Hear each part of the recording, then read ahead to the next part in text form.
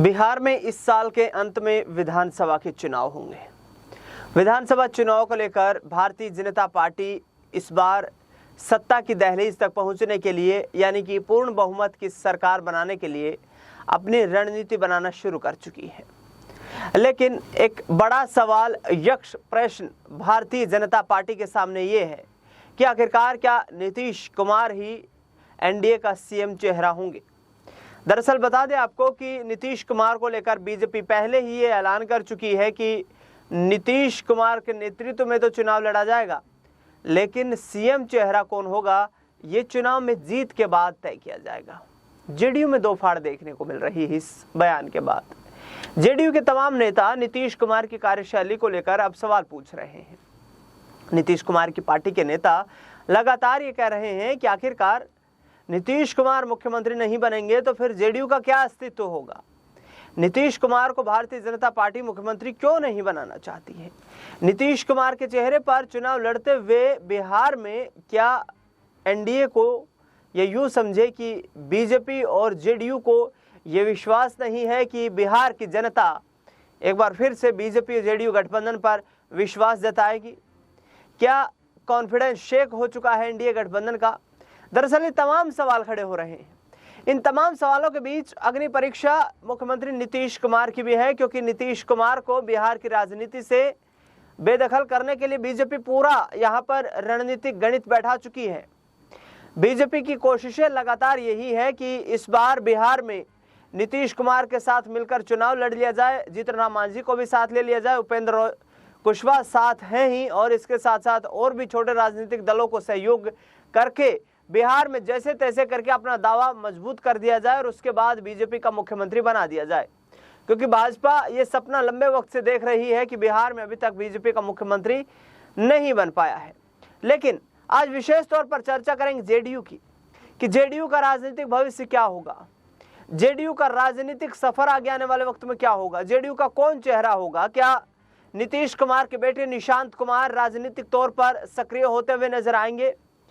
क्योंकि पिछले दिनों इसी तरीके की खबरें सामने आई थी जिसमें नीतीश कुमार के बेटे निशांत कुमार को लेकर के पार्टी के तमाम नेताओं ने पटना पार्टी के दफ्तर पर जो पोस्टर लगाए, उसके साथ साथ नीतीश कुमार के जन्म दिवस के अवसर पर भी निशांत कुमार पहली बार उनके साथ नजर आए और ये संकेत देने का प्रयास जेडीयू की तरफ से किया गया कि जेडीयू एकजुट है और एकजुट होकर ही आगे चुनावी मैदान में उतरेगी।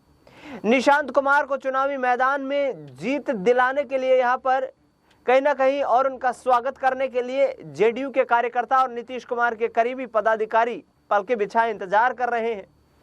लेकिन नीतीश कुमार के बेटे निशांत कुमार का ये मानना है कि नीतीश कुमार को बिहार के बेहतरी के लिए यहाँ पर अपना चुनाव लड़ना चाहिए, अपना यहाँ पर जो सियासी अभियान है उसको शुरू करना चाहिए। नीतीश कुमार बिहार में लगातार ये दावा कर रहे हैं कि हमने बेहतर तरीके से सरकार को चलाने के लिए तमाम यहाँ पर कदम उठाए हैं। नीतीश कुमार का ये भी कहना है कि जो जंगलराज होता था वो पिछले 20 सालों में मेरे शासनकाल के दौरान ही खत्म हुआ है। बिहार में रोजगार के नए अवसर पैदा हो रहे हैं। बिहार में सियासी तख्तापलट होने से ही बिहार में यहाँ पर शिक्षा स्वास्थ्य बेहतर हो पाई है। लेकिन क्या वाकई में बिहार में शिक्षा स्वास्थ्य बेहतर है? दरअसल जेडीयू में अब कुर्सी की लड़ाई पैरेलल तेज हो चुकी है और कुर्सी की इस लड़ाई में नीतीश कुमार के सामने आकर खड़े हो गए हैं ललन सिंह। क्योंकि अपने पिता नीतीश कुमार को निशांत कुमार तो पहले ये संकेत दे चुके हैं कि आप बिहार के लिए काम करिए, बिहार के लिए चुनाव लड़िए और बिहार की जनता जो चाहती है वो फैसले लीजिए। लेकिन ललन सिंह ये चाहते हैं, क्योंकि ललन सिंह दिल्ली में सक्रिय है और पार्टी के राष्ट्रीय संगठन की तमाम जो सुगबुगाहट है उससे काफ़ी वाकिफ हैं। बीजेपी क्या रणनीतियां बना रही है उस पर भी पैनी नज़र रख रहे हैं। और ललन सिंह अब ये चाहते हैं कि नीतीश कुमार को, जो पिछले दिनों अश्विनी चौबे के द्वारा ये कहा गया कि उप प्रधानमंत्री बना दिया जाना चाहिए जिससे कि बिहार में चुनाव लड़ने में मजबूती हासिल हो, तो क्या अश्विनी चौबे का ये इशारा नीतीश कुमार को बिहार में विधानसभा चुनाव से पहले ही कुर्सी से हटाने का है? हालांकि नीतीश कुमार की तरफ से इस ऑफर को ठुकरा दिया गया है और साफ तौर पर कहा जा रहा है कि आने वाले वक्त में विधानसभा चुनाव के दरमियान भी नीतीश कुमार बिहार की जनता के बीच ही रहेंगे। विधान परिषद में मौजूद रहते हुए नीतीश कुमार बिहार के मुख्यमंत्री के तौर पर अपना कार्यकाल पूरा कर रहे हैं। 9वीं बार 2024 में 28 जनवरी को वह मुख्यमंत्री बने थे, लेकिन आने वाला वक्त नीतीश कुमार के लिए किसी अग्नि परीक्षा से कम नहीं है, क्योंकि वक्फ संशोधन बिल को लेकर के लगातार नीतीश कुमार की पार्टी के तमाम जो विधायक हैं, तमाम जो पदाधिकारी हैं, वो नाखुश नजर आ रहे हैं। मुस्लिम संगठनों से तमाम यहाँ पर जिस तरीके के फतवे जारी किए गए हैं, जिस तरीके के नोटिस जारी किए गए हैं, उससे साफ तौर पर यह प्रतीत होता है कि बिहार में नीतीश कुमार से अब लगभग मुस्लिम वोट बैंक छिटक चुका है, जिसका खामियाजा भी आगे आने वाले वक्त में नीतीश कुमार को भुगतना पड़ सकता है।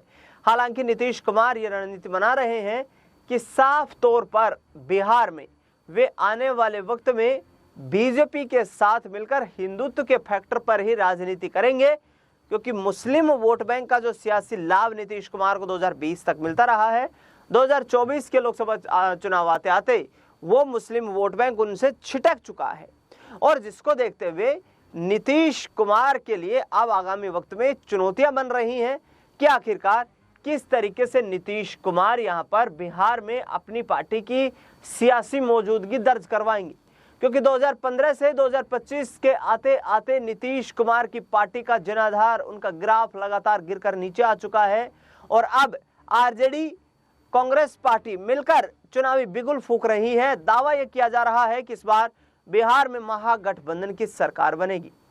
जिस तरीके से बड़े बड़े दावे पेश किए जा रहे हैं, उसके आधार पर यह भी देखना बेहद दिलचस्प हो जाता है कि आने वाले वक्त में क्या जेडीयू और बीजेपी के बीच सीट शेयरिंग के फॉर्मूले पर सहमति बन पाएगी।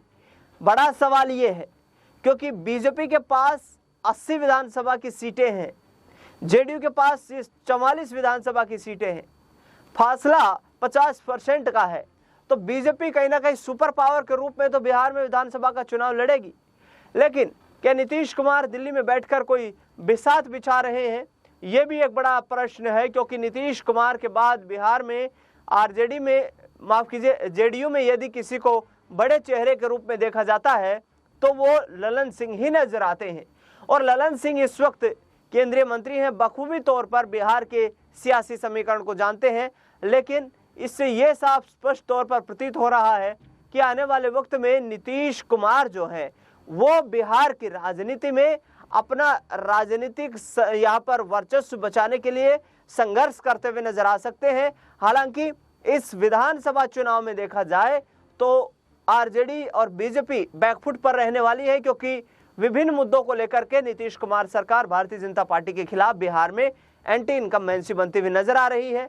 देखना दिलचस्प होगा कि सीएम कुर्सी के लिए क्या ललन सिंह भी अब नीतीश कुमार का साथ छोड़ते हुए नजर आएंगे। फिलहाल इस खास कार्यक्रम में इतना ही। देश दुनिया से जुड़ी तमाम बड़ी खबरों के लिए बने रहे नेक्स्ट 9 पॉलिटिकल बाइट के साथ।